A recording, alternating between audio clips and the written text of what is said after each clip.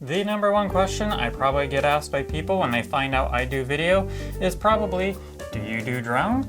So these really should be a staple piece of gear for any video company. But which one is right for you? Now I should mention as always that DJI has not sponsored this video nor sent me any of the drones I will be discussing. This video is 100% my own opinion based off of my research and experience using them in my business for the last 8 years. If this video does help you to decide which drone to invest in, please consider using the affiliate link in the description below to make your purchase. Now let's get into it. We'll start small and work our way up. The DJI Mini 3 Pro. Now this is an earlier iteration of the Mini because the 3 Pro hasn't shipped yet, but is the 3 Pro really pro, like for professionals? It absolutely is. Yes, it feels tiny and plasticky, but that's all because of this drone's most attractive attribute. It weighs only 249 grams with the battery. This makes it the only line of all of DJI's drones that does not need to be registered with any governing agency, and it gives you much more freedom to fly internationally. Airspace restrictions in the US will remain the same no matter what drone you operate, but in Europe there are generally less restrictions on where or how you can fly a drone if it is under the 250 gram limit. There are some countries where this drone is the only one you can legally fly.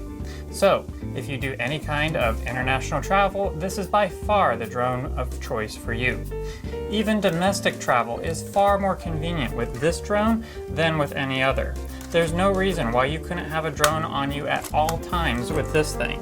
I mean, look how compact this is.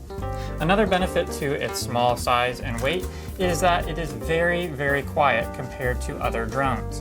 This makes it optimal for using in public spaces where you don't want to draw attention. Unlike previous iterations of the Mini, the 3 Pro is truly viable for professional videographers. It can shoot 4K up to 60 frames per second, has 10-bit in D-Cine-like picture profile, and over half an hour of flight time per battery. Now, I would not let price be the deciding factor when getting into drone. In other words, if you are looking for your first drone purchase, I wouldn't just go with this one because it is the least expensive. Buy a drone for the applications you intend to use it in. I would only recommend this drone if your business is one that is going to require international shoots or filming frequently in public places. Next, let's get into the Air 2 and the Air 2S. In this video, I'm only going to address the Air 2S, and here's why. When comparing the 2 versus the 2S, the Air 2S has a 1-inch sensor, whereas the Air 2 has a half-inch sensor. In fact, as you can see here, the Air 2 sensor is smaller than even the Mini 3 Pro. It's literally about the size of the Text 64 on a 64 gigabyte SD card, whereas the Air 2S's sensor is over twice as big, giving you far better image quality. The Air 2S shoots 10-bit color, while the Air 2 only shoots 8-bit.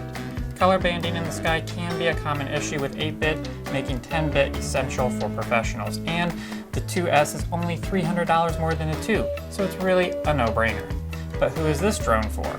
Well, compared to the Mini Pro 3, the Air 2S has significantly bigger sensor, the ability to shoot up to 4.5K at 30 frames per second, giving you much more professional image quality.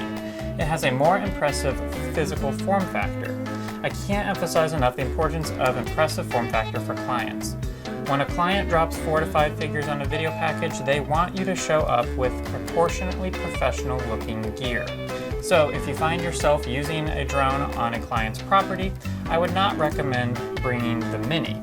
I would go with something like the Air 2S. It's literally $200 to $300 more than the Mini 3 Pro, and the price difference will be well worth it. The Air 2S is also a good starter drone. It's one of the best price points for professional specs. If you're unsure how often you're going to be using a drone, or it will be the exception on shoots, then definitely invest in an Air 2S. You will not regret it. Now what about the Mavic 3 or the Mavic 3 Cine? In the case of the Mavic line, which used to be the Pro line, I'm actually going to recommend the basic version rather than the top grade one. The main difference is that the Cine version shoots Apple ProRes 422 to a 1TB internal SSD. If you buy the kits that come with the DJI RC Pro controller, which I would far away recommend over the basic controller that uses your smartphone, the price is about $1,000 difference. To me, $1,000 is not worth the upgraded features of the Cine version. The ProRes 422 files will eat up the 1TB internal SSD fairly quickly, and then you have to spend time downloading footage before you can capture more, and this will require a battery because it's all stored inside the drone itself. Whereas the basic model uses removable.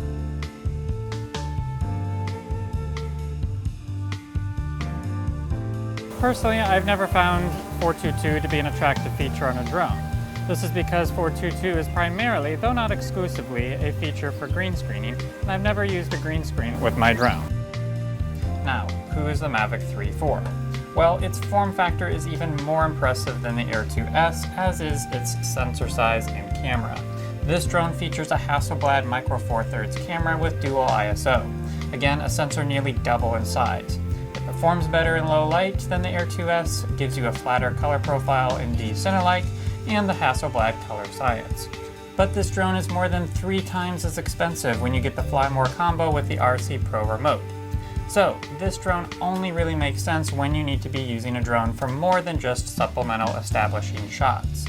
This is for clients such as construction companies, commercial real estate agents, farming industries, city municipalities, etc. that will lean heavily on aerial perspectives. This drone will justify the expense for these bigger budget industries that use a significant amount of outdoor B-roll. For these clients, you really do need something that looks impressive in person and delivers even more impressively in its footage. The Mavic 3 is the drone for you. So there you have it. Now you know which drone is best for you. Your subscription using the affiliate link in the description below, or even support on Patreon, would mean a lot to me, but if that's not in your best interests, no problem. Thank you so much for watching this far, and I hope to catch you in the next video.